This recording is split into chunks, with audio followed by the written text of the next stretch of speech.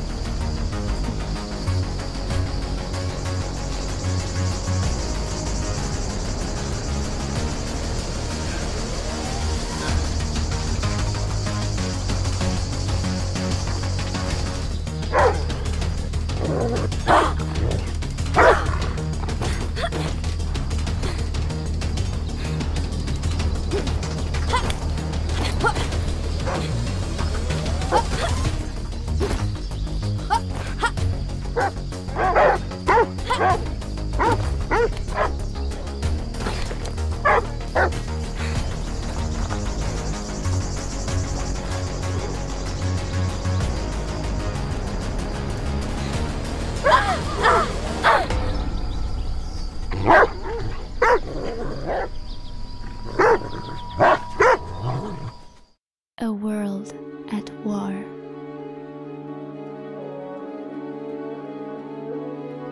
Another worldly threat. To face it, we must find her. She's the only one.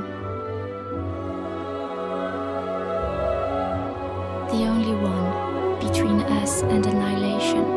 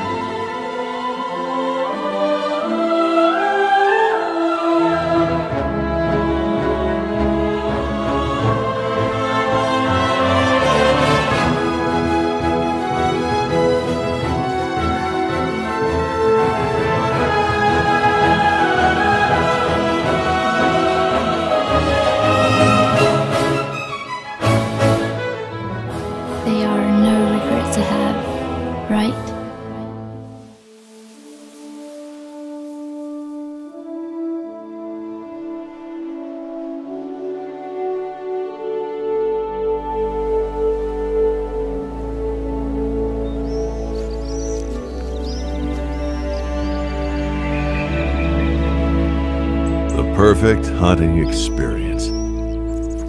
Well, there's just about as many opinions on that as there are hunters. Some love the beach forests and farmlands of a place like Hirschfelden. But me, I prefer a different kind of wild, where snow-covered peaks surround valleys several miles wide. That is Layton Lake District, the best hunting reserve you'll find in 100 miles. Whether doing tasks for the locals or just hunting to your heart's content, you're free to explore this Pacific Northwest Reserve however you want.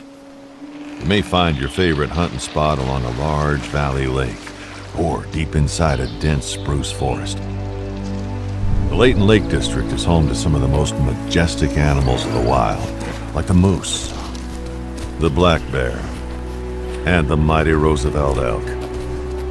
Bagging one of these will require a combination of the right equipment, skillful tracking, and stalking, so you can get close enough for a clean shot. Few things beat hunting together with a group of friends, though. Everyone can bring their own skills and hunting equipment and play a part in finding and downing that big one. In the end, how, what, and where you want to hunt is all up to you. And a truly immersive next-generation hunting experience awaits.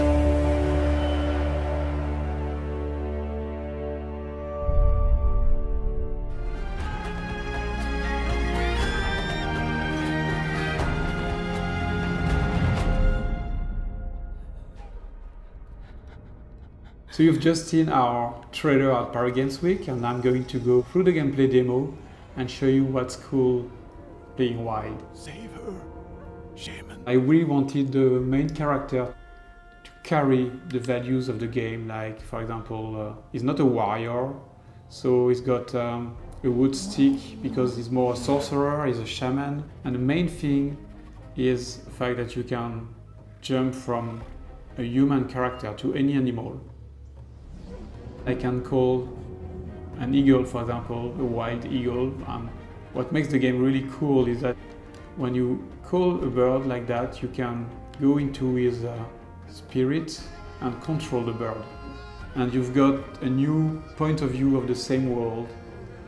So once you control your eagle, you realize that the eagle is a hunter.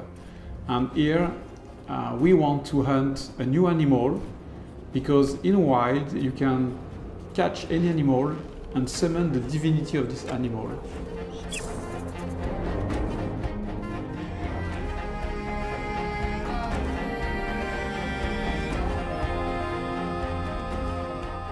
It's a very nice way to have another perspective, another point of view of the same game. But your biggest enemy in wild is the other humans. Here, for example, we are arriving in a cannibal camp, which is very dangerous. So I'm going to use another animal. And this is very interesting because you will see here combinations of gameplays with different animals.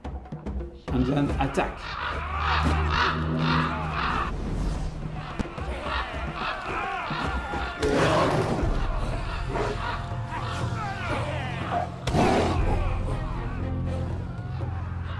Then I can continue my way to the giant divinity.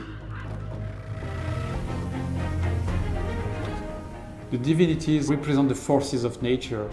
They can be unpredictable, they can be dangerous. Maybe the divinity will ask for a very dangerous challenge to prove that I have the knowledge of the snakes. So everything is never easy win. You have to prove that you understand the world of wild. Hellion is a multiplayer space survival game. It is set in a distant star system amidst the ruins of mankind's first interstellar colony. It combines mystery and survival in a world that feels as real as it is deadly.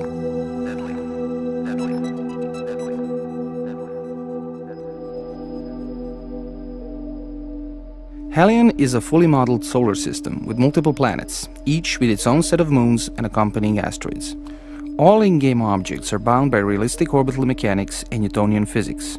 Everything is constantly in motion, from planets and moons to ships and stations. In order to stay alive in this world, you will need to learn how to use these features to your advantage, whether you are spacewalking or flying a ship. Learning how to move and fight in zero gravity is no small feat. The concept is easy to understand and get into, but hard to master, and will present a challenge for any player. When you pilot the ship, using the orbital mechanics to efficiently navigate the system or exploiting inertia to dock with a moving station is paramount to success. You will need to master scanning and navigation, as well as your three basic propulsion methods: RCS, main thrusters, and warp.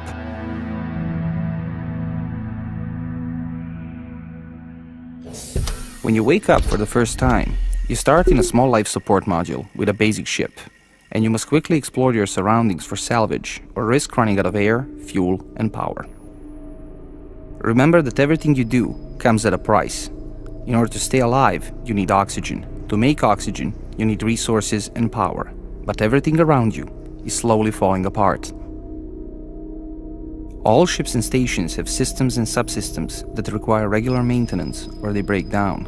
Most systems have critical parts that can malfunction and render a system completely inoperable.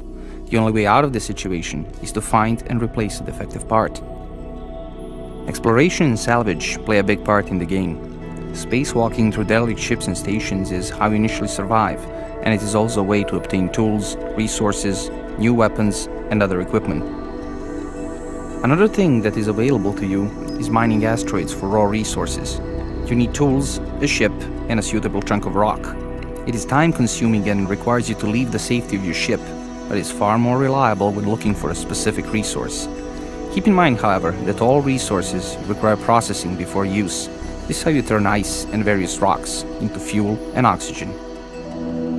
Player interaction is the cornerstone of gameplay in Hellion. How you interact with others defines your playstyle. You can choose to play solo and avoid others, or you can choose to cooperate and form a competent crew. You can also gather a group of cutthroats and profit from death, misery, and hard work of other players. Building and maintaining a large station is a time-consuming process. Same goes for mining and salvaging. Having a friend help you out will drastically reduce the time these actions take, and therefore your consumption of fuel, oxygen, and other resources. There are no restrictions in player interactions, so how you choose to act is entirely up to you.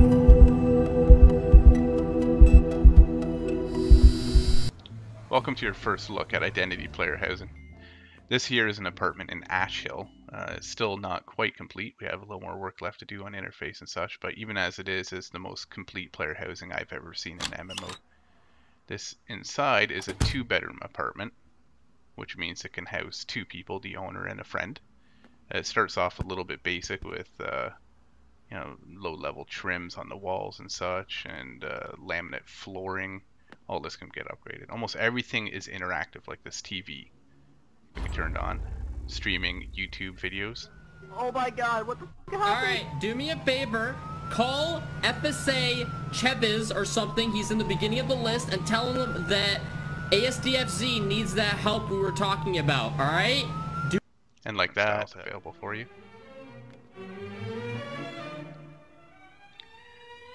Now, almost every one of these items are crafted and customized. That sofa that you see there, it can be made in leather, different colors of leather, fabric, all sorts of different ways. It's up to the designer. And this is a bookshelf is sort of a special container, so it can hold items like other things, but really it only holds books. And what's cool is when you put books in there, they're actually visible right on there. And this, now notice how this can't be placed anywhere except near that power receptacle. Now let's just fill in a little more furniture. Dining area over here will make it look a little more complete. So we have dining tables, and that's going to need a chair too. Now, like I said, most of this is crafted and customized by people, so when you order something, if it's online and not in a store, you have to have it delivered to your house.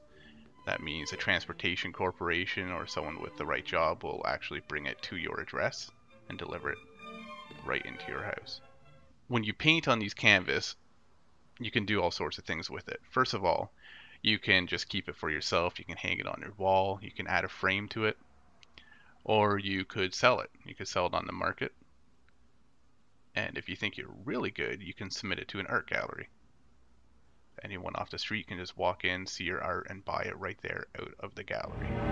Identity is all about giving absolute freedom in a world that's full of other people and fun things to do.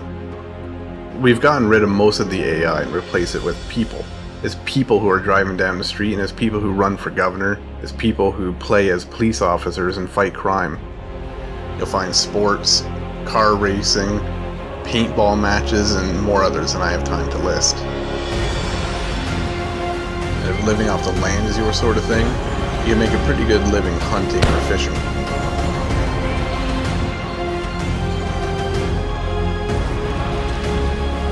Identity is all about the freedom to do what you want to do when you want to do it.